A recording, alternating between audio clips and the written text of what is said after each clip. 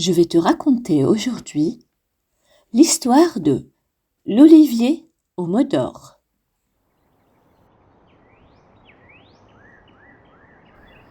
Il était une fois, dans un petit village baigné de soleil et de silence, un vieil olivier qui poussait tout près d'une maison en pierre.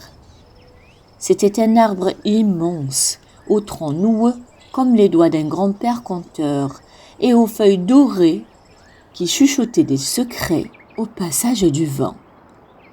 Chaque après-midi, quand le soleil se mettait à dorer le monde, un papa et sa fille, Lina, venaient s'asseoir au pied de l'olivier pour se raconter des histoires et voyager à travers leurs rêves. Lina avait les yeux curieux et un grand cœur qui aimait la vie. Son papa était un homme attentionné qui savait transformer les silences en aventures. « Papa, raconte-moi une histoire, s'il te plaît, » dit Lina en s'installant sur ses genoux. « Encore ?» répondit le papa. « Je n'en aurai jamais assez, » reprit Lina. Le papa racontait ces histoires merveilleuses et passionnantes, et Lina se voyait au cœur de ces aventures, incarnant à chaque fois un personnage différent. Un jour, le papa tomba malade, si fort et si longtemps qu'il finit par perdre son imagination. Il ne pouvait plus raconter l'histoire. Petit à petit, papa se remettait, mais ne retrouvait toujours pas son imagination. Alors, Lina l'emmena au pied de l'olivier. « Papa, raconte-moi une histoire, » tenta Lina. Le papa, silencieux, regarda tristement sa fille, qui le serre dans les bras. « Tu sais, papa, ta compagnie est plus précieuse que toutes les histoires que tu racontes. » Ce que Lina ne savait pas encore, c'est que l'olivier n'était pas tout à fait un arbre comme les autres.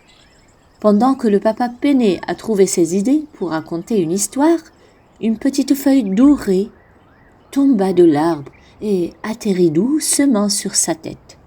« Oh !» s'étonna Lina. « Elle brille comme de l'or !»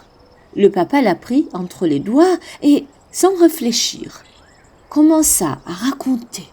Il était une fois une goutte de pluie qui voulait toucher la lune.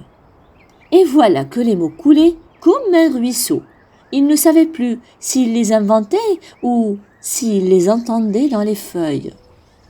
À la fin de l'histoire, la feuille s'était envolée, portée par le vent. Depuis, chaque jour, une feuille dorée tombait de l'olivier quand Lina demandait une histoire. Et chaque jour, le papa racontait une aventure nouvelle. Un loup qui écrivait des poèmes, une étoile qui voulait changer de forme, un papillon qui s'était envolé trop haut. Un jour, Lina demanda à papa. « Papa, pourquoi les histoires viennent-elles de l'olivier ?» À ce moment-là, une feuille tomba entre ses mains. « Les moments précieux font les plus belles des histoires. » Le papa caressa le tronc rugueux et dit doucement. « Les arbres nous rendent ce qu'on leur donne. Cet olivier a vécu longtemps et a entendu des histoires et des secrets. Il a donc énormément de choses à dire. Il suffit juste d'être attentif et de bien l'écouter. » Lina posa sa main sur l'écorce et l'arbre, dans un soupir de feuilles, sembla sourire.